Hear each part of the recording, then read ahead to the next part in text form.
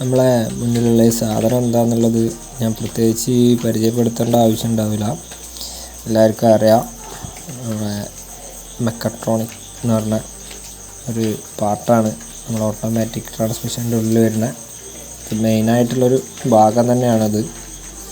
അപ്പോൾ ഇത് Audi Q3 വണ്ടി, എസ്ട്രോണിക് DSG 6 സ്പീഡ് ട്രാൻസ്മിഷനാണ്. ഇത് ചെറിയൊരു ആക്സിഡൻറ്റ് വണ്ടിയായിരുന്നു. ആ സമയത്ത് തന്നെ മെക്കട്രോണിക് ഡാമേജായി. നമ്മളിപ്പോൾ ഇത് സെക്കൻഡ് ഹാൻഡ് ഇതെടുത്തിട്ട് റീപ്ലേസ് ചെയ്യുകയാണ് ചെയ്യുന്നത്. ശരിക്കും ഇത് മാറ്റാൻ ഗിയർ ബോക്സ് ഇറക്കേണ്ട ആവശ്യമൊന്നുമില്ല. അത് പറഞ്ഞ പോലെ വേറെ ആവശ്യത്തിന് വേണ്ടിയിട്ട് ഇറക്കിയതാണ്. അപ്പോൾ ഈ സമയത്ത് നമുക്ക് ഇതൊരു എക്സ്പ്ലെയിൻ ചെയ്ത് ഒന്നുകൂടി കണ്ട് വീഡിയോ എടുത്ത് നമുക്ക് എല്ലാവർക്കും ഒന്ന് ഇതിൻ്റെ കാര്യങ്ങളൊന്ന് ജസ്റ്റ് പറഞ്ഞു തരാമെന്നുള്ളതാണ്. മെയിനായിട്ട് നമ്മൾ ഈ വീഡിയോയിൽ ഉദ്ദേശിക്കുന്നത് ഇതിൻ്റെ ബേസ് സെറ്റിംഗ് ആണ്. ഇത് മാറ്റുക എന്നുള്ളത് ഇത്ര ഒരു ഹെവി ആയിട്ടുള്ള വർക്കൊന്നുമല്ല. ജസ്റ്റ് ഒരു മെയിൻ ടൂളായിട്ട് വരുന്നത് ഒരു 30ൻ്റെ പവർ ബോക്സാണ്. അത് മാറ്റിയിട്ട് അതിന് ശേഷം നമുക്ക് ഇതിൻ്റെ ബേസ് സെറ്റിങ്, കാലിബ്രേഷന് കാര്യങ്ങളൊക്കെ എങ്ങനെയാണെന്നുള്ളത് നോക്കാം. ഗിയർ ബോക്സിൻ്റെ ഫിറ്റിങ് കാര്യങ്ങളൊക്കെ അവിടെ നിൽക്കട്ടെ. നമുക്ക് ഇതൊക്കെ പിന്നെ മറ്റൊരു വീഡിയോയിൽ പറയാം, എക്സ്പ്ലെയിൻ ചെയ്തിട്ട്. അപ്പോൾ ഡയറക്റ്റ് ബേസ് സെറ്റിംഗ് എന്നുള്ള ഒരു സെക്ഷനിലേക്ക് പോവാം. ഗിയർ ബോക്സ് കയറ്റി കഴിഞ്ഞതിൻ്റെ ശേഷമുള്ള നമ്മളെ ലോഞ്ച് എക്സ്പോർ 31ൻ്റെ ഇൻ്റർഫേസാണ് കാണുന്നത്. ഓട്ടോ ഡിറ്റക്റ്റായിട്ട് കൊടുത്ത് മുന്നോട്ട് പോകാം. ഇങ്ങനെ ഒരു മെനു വരുമ്പോൾ നമുക്കിതിൽ നേരെ ഒരു ഗൈഡഡ് ഫങ്ഷൻസ് എന്നുള്ള ഒരു ഓപ്ഷൻ കാണിക്കും. അതിൽ ഓക്കെ കൊടുക്കുക, മുന്നോട്ട് പോവുക. ഓക്കെ കൊടുക്കേണ്ട, ജസ്റ്റ് അതിൽ ടച്ച് ചെയ്താൽ തന്നെ മതി. അപ്പോൾ നമ്മളെ വെഹിക്കിളിൻ്റെ ഐഡൻറ്റിഫിക്കേഷൻ അത് ഓട്ടോമാറ്റിക്കായിട്ട് വരും. എന്നാലും ചിലതൊക്കെ നമുക്ക് മാനുവലായിട്ട് എൻ്റർ ചെയ്യേണ്ടി വരും. അത് ഏതാണോ നമ്മളെ വണ്ടീൻ്റെ പവർ കാര്യങ്ങളൊക്കെ നോക്കാം. അതൊക്കെ ഓക്കെ കൊടുക്കുക, അടുത്ത സെക്ഷനിൽ വരും. ഈ ഒരു മെനുവിൽ നമുക്ക് ട്രാൻസ്മിഷൻ ഇലക്ട്രോണിക്സ് എന്നുള്ളൊരു ഓപ്ഷൻ കാണിക്കും. അതിൽ തന്നെ ഗൈഡഡ് ഫങ്ഷൻ കാണിക്കും. നമ്മുടെ ട്രാൻസ്മിഷൻ മോഡൽ ഏതാണോ അത് മാനുവലായിട്ട് കണക്ട് ചെയ്യാം. പിന്നെ ഇതിൽ ഈ കാണുന്ന മെനുവിൽ റീപ്ലേസ് കൺട്രോൾ മൊഡ്യൂൾ അത് കൊടുക്കാം. അത് കഴിഞ്ഞ് അങ്ങനെ ഒരു മെനു വരും. ആ ഒരു മെനുവിൽ നമുക്ക് വേണ്ടത് ബേസ് സെറ്റിംഗ് ആണ്. ബേസ് സെറ്റിംഗിലേക്ക് കടന്നു കഴിഞ്ഞാൽ നമുക്ക് ഇതിൻ്റെ ഇൻസ്ട്രക്ഷൻസ് അത് നമ്മൾ ഫോളോ ചെയ്യണം. നമ്മൾ ആദ്യം ചെയ്യേണ്ടത് ഈ വരുന്ന മെനുവിൽ അടിയിൽ കാണുന്ന 1 അടിക്കുക. അതായത് റിസെറ്റ് ആൾ അഡാപ്റ്റഡ് വാല്യൂസ്, പഴയ സ്റ്റോർ ചെയ്ത വാല്യൂസ് എല്ലാം നമുക്ക് റീസെറ്റ് ചെയ്യാം. അത് കംപ്ലീറ്റ് ആയതിന് ശേഷം നമുക്ക് അടുത്ത step complete base setting for gear box. ഇതിൽ നമുക്ക് ഇൻസ്ട്രക്ഷൻ വായിച്ചാൽ നമുക്ക് അറിയാൻ പറ്റും. മെക്കട്രോണിക് ക്ലച്ച് റീപ്ലേസ് ചെയ്താൽ ചെയ്യാനുള്ളതാണ്. യെസ് അടിക്കാം. അടുത്ത ഇൻസ്ട്രക്ഷൻ എന്തൊക്കെയാണെന്ന് നമ്മൾ കറക്റ്റായിട്ട് വായിച്ച് നോക്കാം. പാർക്ക് ബ്രേക്ക് ഇടണം, പാർക്ക് ഗിയറിലിടണം, അങ്ങനത്തെ സംഭവങ്ങളൊക്കെയാണ്. പിന്നെ ടെമ്പറേച്ചർ ഒരു വാമപ്പ് ആവണം. കണ്ടിന്യൂ കൊടുത്തു കഴിഞ്ഞാൽ ഇതിൻ്റെ വർക്ക് സ്റ്റെപ്പുകൾ സ്റ്റാർട്ട് ചെയ്യും. നമ്മൾ വെയിറ്റ് ചെയ്യാം. നല്ല സമയമെടുക്കും. വണ്ടി സ്റ്റാർട്ടിങ്ങിലായിരിക്കണം. അതല്ല നമ്മൾ ആ ഇൻസ്ട്രക്ഷൻസിൽ കറക്റ്റ് പറയുന്നുണ്ട്. അപ്പോൾ അത് ഒരു വട്ടം ഫെയിലായി കഴിഞ്ഞാൽ രണ്ടാമത് ചെയ്യണം. 3 വട്ടം ചെയ്ത് നോക്കണം.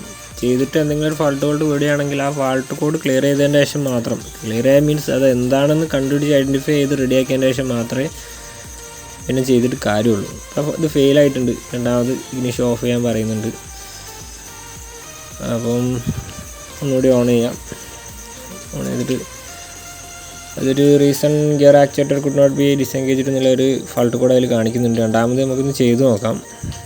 രണ്ടാമത് സ്റ്റാർട്ട് ചെയ്യുന്നുണ്ട്, റെഡി ആവുമെന്ന് നോക്കാം. അപ്പം സ്റ്റാർട്ടിങ്ങിൽ ഇട്ടിട്ടുണ്ട്, എല്ലാം ഓക്കെയാണ്. കണ്ടിന്യൂ കൊടുക്കാം.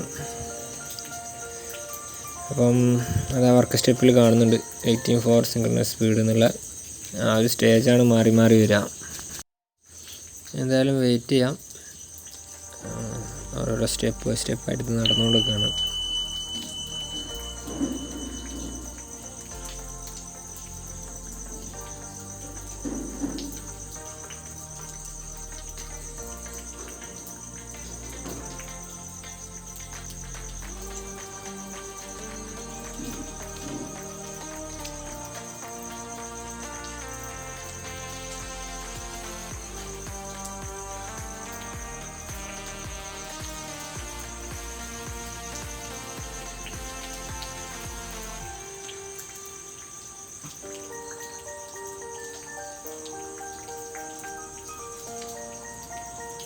അപ്പോൾ ഓക്കെ, ഇപ്പോൾ ഫിനിഷ്ഡ് കറക്റ്റ്ലി ആയിട്ടുണ്ട്. ഇഗ്നിഷൻ ഓഫ് ആക്കാൻ പറയുന്നുണ്ട്. ഇഗ്നിഷൻ ഓഫ് ചെയ്യാം, കണ്ടിന്യൂ കൊടുക്കാം. അഗൈൻ ഓൺ ചെയ്യാൻ പറയുന്നുണ്ട്. ഇതിൽ ഇതാ base setting was successfully performed. അടുത്ത സ്റ്റേജ് എന്ന് പറഞ്ഞാൽ അഡാപ്റ്റേഷൻ ഡ്രൈവ് എന്നാണ് പറയുക. അപ്പം പഴയമാതിരി തന്നെ ട്രാൻസ്മിഷൻ ഇലക്ട്രോണിക്സ്, ഗൈഡഡ് ഫങ്ഷൻസ് അങ്ങനെ പോവുക. എന്നിട്ട് ഇതാ ഫസ്റ്റ് രണ്ടാമത് കാണുന്ന അഡാപ്റ്റേഷൻ ഡ്രൈവ്. അപ്പം അതിലേക്ക് കൊടുക്കുക. വണ്ടി റോഡ് ടെസ്റ്റിന് റെഡി ആവുക. കണ്ടിന്യൂ കൊടുക്കുക. ഇൻസ്ട്രക്ഷൻസ് എല്ലാം വായിച്ചിട്ട് കണ്ടിന്യൂ കൊടുക്കാം. എന്തെങ്കിലും നമുക്ക് മാറ്റം വരുത്താണെങ്കിൽ മാറ്റം വരുത്താം. അതുപോലെ തന്നെ നമ്മൾ അഡാപ്റ്റേഷൻ ഡ്രൈവിന് പോകുമ്പം മൊബൈലിലെ ഹോട്ട്സ്പോട്ട് എന്തെങ്കിലും അല്ലെങ്കിൽ ഒരു സെപ്പറേറ്റ് വൈഫൈ നമ്മുടെ കയ്യിൽ നമ്മൾ ട്രാവൽ ചെയ്യുന്ന സമയത്ത് ചെറിയൊരു തോതിൽ സ്റ്റേബിളായിട്ടുള്ളൊരു നെറ്റ് കണക്ഷൻ കൊടുത്താൽ ബെറ്ററാണ്. അപ്പോൾ ആ ഒരു കാര്യം ശ്രദ്ധിക്കുക. ഷോപ്പിലെ വൈഫൈ നമ്മൾ പുറത്തോട്ട് ഇറങ്ങിയാൽ ഉണ്ടാവില്ല. അപ്പം ഓരോരോ ഇൻസ്ട്രക്ഷൻസ് ഉണ്ട്. ട്രാഫിക് റൂൾസ് ഒബേ ചെയ്യാൻ പറയുന്നുണ്ട്. 2 ആൾ വേണം, ഒറ്റയ്ക്ക് പറ്റില്ല. ഇപ്പോൾ ഇതെല്ലാം വായിക്കാം. അപ്പോൾ ഇതിൽ പറയുന്നത് 6 or 7 ഗിയർ, അതിൽ 1200 RPM ഇത് വണ്ടി ഓടിക്കാനാണ്. നമ്മുടെ ട്രാഫിക്കിൽ അത് ഭയങ്കര ബുദ്ധിമുട്ടാവും. എന്നിരുന്നാലും നമുക്ക് കണ്ടിന്യൂ കൊടുത്ത് നോക്കാം. മാനുവൽ മോഡിലിട്ടിട്ടാണ് 6 or 7 ഗിയറിൽ ഓടിക്കാൻ പറയുന്നത്.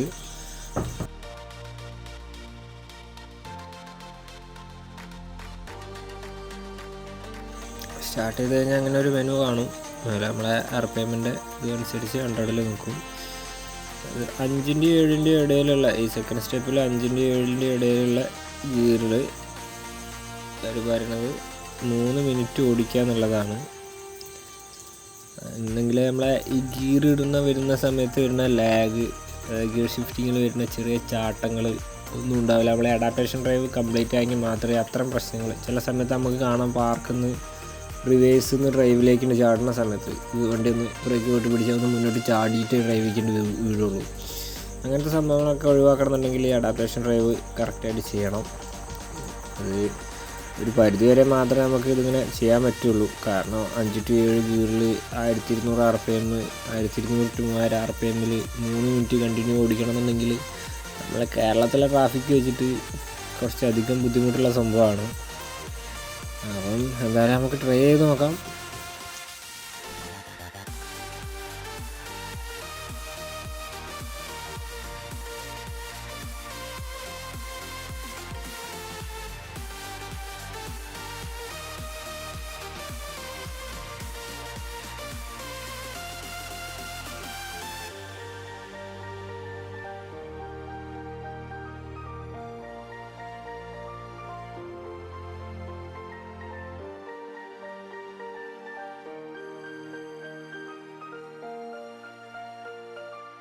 ഇൻ കേസ് ഇനി ഇതിപ്പം നമുക്ക് കറക്റ്റ് 3 മിനിറ്റിൻ്റെ ഉള്ളിൽ 5 to 7 ഗിയറിൻ്റെ ഇടയിൽ 1200 to 3000 RPM വരെ ഓടിക്കാൻ കഴിഞ്ഞിട്ടില്ല എന്നുണ്ടെങ്കിൽ പ്രശ്നമൊന്നുമില്ല. ഈ ഒരു മോഡ് എങ്ങനെയാണെന്നുള്ളത് നമുക്കിപ്പോൾ ഏകദേശം എല്ലാവർക്കും മനസ്സിലായിട്ടുണ്ടാവും എന്താണ് ഈ പരിപാടി എന്നുള്ളത്, എങ്ങനെ ചെയ്യാമെന്നുള്ളത്. അതാണ് നമ്മൾ ഈ വീഡിയോയിൽ മെയിനായിട്ട് ഉദ്ദേശിക്കുന്നത്. പക്ഷേ ഇതിൻ്റെ ലാസ്റ്റ് നമ്മളിത് കംപ്ലീറ്റ് ചെയ്തതിന് ശേഷം നമുക്ക് കാണാം എന്താണ് അതിൻ്റെ, നമ്മളത് ഫെയിലായി കഴിഞ്ഞാൽ നെക്സ്റ്റ് സ്റ്റെപ്പിൽ എന്താണത്, എങ്ങോട്ടാണ് അത് മാറുക എന്നുള്ളത് നമുക്ക് ഇതിൻ്റെ കാണിച്ചു തരാം.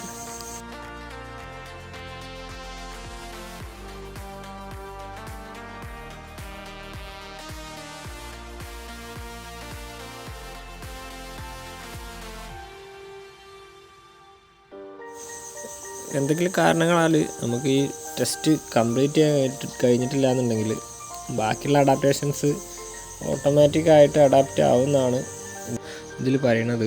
പക്ഷെ അത് ഓക്കെയാണ്, പറഞ്ഞത് അങ്ങനെ തന്നെയാണ്. ഈ ബേസിറ്റിയും ചെയ്ത് ചെറിയൊരു അഡാപ്റ്റേഷൻ ഡ്രൈവ് കൂടി കഴിഞ്ഞാൽ ബാക്കി നമ്മളൊരു 19 കിലോമീറ്റർ നോർമലി വണ്ടി ഓടിച്ച് കഴിഞ്ഞാൽ വണ്ടീൻ്റെ ഗിയർ ഷിഫ്റ്റിങ്ങിലെ ലാഗും കാര്യങ്ങളൊക്കെ ഓക്കെ ആവും. അപ്പോൾ അത് കസ്റ്റമറോട് പറഞ്ഞിട്ട് ഹാൻഡ് ഓവർ ചെയ്യാം, അല്ലെങ്കിൽ നമുക്ക് തന്നെ ഓടിക്കാം. അപ്പോൾ എന്തായാലും ഈ ബേസിറ്റിങ് അഡാപ്റ്റേഷൻ ഡ്രൈവ് ഈ 2 കാര്യങ്ങളാണ് നമ്മളിന്ന് ഈ വീഡിയോയിലോണ്ട് ഉദ്ദേശിച്ചത്. അപ്പം സിമ്പിൾ പരിപാടി തന്നെയാണ്. ഒരു സ്കാൻ ടൂൾ ഉണ്ടെന്നുണ്ടെങ്കിൽ നമുക്ക് തന്നെ ചെയ്യാവുന്ന, അതായത് ഹീറോസ് ഇറക്കി മെക്കട്രോണിക് റീപ്ലേസ് ചെയ്യുന്ന ഒരു മെക്കാനിക്കിനും വേറെ ആളെ സഹായം ഇല്ലാതെ തന്നെ ബേസ് സെറ്റിങ് കാര്യങ്ങളൊക്കെ ചെയ്യാം. അതിനെ പറ്റിയുള്ളൊരു വീഡിയോ ആണ് എന്തായാലും നമ്മളിത് ചെയ്തത്.